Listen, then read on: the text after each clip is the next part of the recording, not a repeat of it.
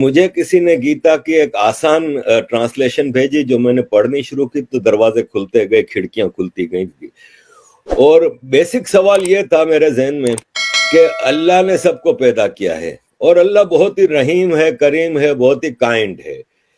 تو پھر میں یہ سوچتا تھا کہ پھر ایک کائنڈ ہے، وہ کہتا ہے کہ جو کلمہ نہیں پڑھتا اس کو میں جہنم کی آگ میں جلاؤں گا. تو میں سوچتا تھا کہ یار میرے بچے ہیں، اگر اس میں سے ایک بچہ میری بات نہیں مانتا تو کیا میں اس کو آگ میں جلا سکتا ہوں؟ تو جب میں ایک انسان نہیں کر سکتا تو وہ رحیم و کریم کیسے یہ کر سکتا ہے؟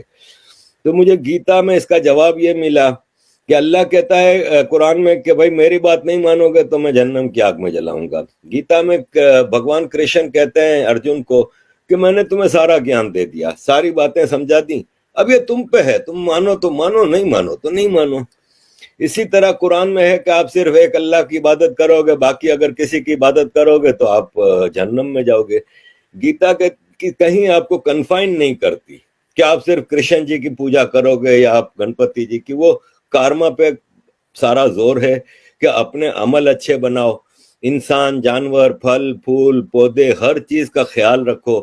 اور یہی آج کا سائنٹسٹ کہتا ہے کہ کلائمیٹ کے حوالے سے اور یہ سب چیزیں.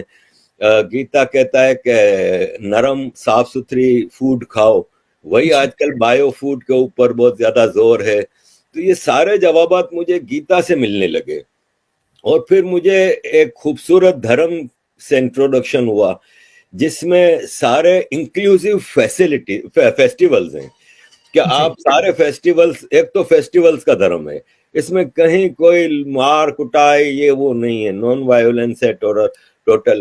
اور اس میں انکلوسیو ہے کہ آپ سب کو دیوالی کی برفی کھلائیں، آپ سب کے ساتھ مل کے ہولی منائیں، دیوالی منائیں، یہ وہ. مسلمان کہتا ہے نہیں صرف ہمارے فیسٹیول مناؤ، باقی فیسٹیول منانا حرام ہے. اس طرح کی کئی چیزیں مجھے کئی سیکھ ملی جس سے مجھے یہ فیل ہوا کہ یہ جو ہندو دھرم ہے نا، سناتن فلسفی، یہ ایسا نہیں ہے جیسے ابراہمک ریلیجن میں ہے کہ ایک آدمی آتا ہے اور کہتا ہے کہ میں جی ہوں پروفٹ، مجھے اللہ نے بھیجا ہے اور مجھے یہ کتاب دی ہے اور یہ آسمان سے اتری ہے اور یہ رولز آف لائف ہیں، یہ آپ نے ہر حالت میں فالو کرنے اور تلوار کے زور پہ.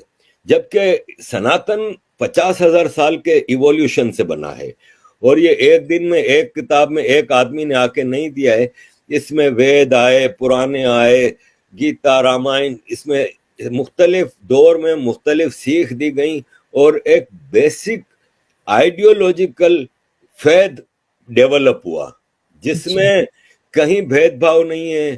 ٹھیک ہے بعد میں کوئی کہتا ہے کاسٹ سسٹم آیا، یہ سب پولیٹیکل ہے. اور یہ جب انویڈرز کا زمانہ تھا، اس میں ان چیزوں کو زیادہ ایکسپلوئٹ کیا گیا تاکہ مالائن کیا جائے ہندوازم کو، اور ابراہمک ریلیجن جنہوں نے یہاں پہ انویژن کیے تھے وہ اپنے آپ کو یہاں پہ فیمس کر سکیں یا ایڈجسٹ کر سکیں یا آکوپائی کر سکیں. تو باقی ادروائز میں نے دیکھا ہے کہ جیسے عورتوں کے حوالے سے سب سے زیادہ مجھے مشکل یہ آتی ہے کہ دیکھیں دنیا کی 50% پاپولیشن ہے نا، وہ عورتیں ہیں، لیڈیز ہیں، فیمیل ہیں، مہیلائیں ہیں.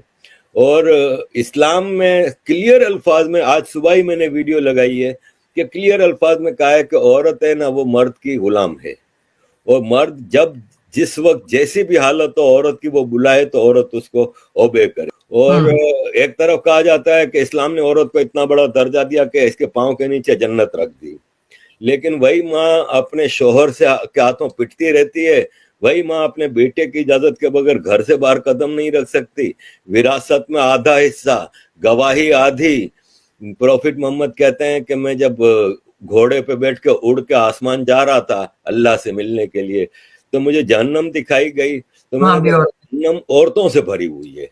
ایک عورت نے سوال کیا کہ یا رسول اللہ ایسا کیوں تھا؟ تو بولے اس لیے کہ وہ اپنے شوہر کی بات نہیں مانتی، یعنی غلامی کرو تو تم لوگ تو 50% پاپولیشن کے رائٹس تو ویسے ہی ختم ہو گئے.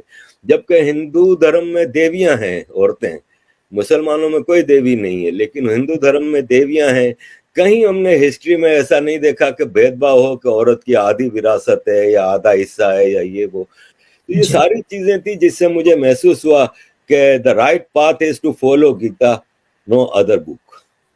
جی بہت اچھی بات ہے. مجھے تو بہت خوشی ہوتی ہے آپ نے اتنا اچھا مطلب گیتا کو سمجھنا. میں بھی بہت لیٹ سمجھی لیکن سمجھے تو پتا چلا کہ کیا تھا ابراہمک ریلیجن اور کیا ہے یہ, اس کے بھید ہی ہمیں پتا چل جاتے ہیں.